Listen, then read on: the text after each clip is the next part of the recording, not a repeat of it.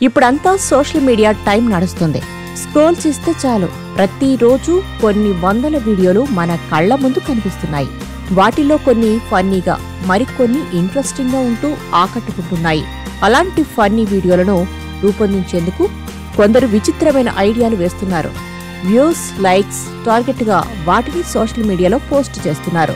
ప్రస్తుతం అలాంటిది ఓ వీడియో హల్చల్ చేస్తుంది. @Maddie17 దాతా అనే ఎక్స్ యూజర్ ఈ వీడియోను పోస్ట్ చేశారు.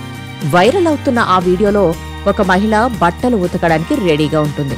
అయితే ఆమె ముందు వాషింగ్ మిషన్ మాత్రం లేదు, దానికి బదులుగా మిక్సర్ ఉంది. ముందుగా ఆమె మిక్సర్ జార్లో నీరు, వాషింగ్ పౌడర్ వేసింది.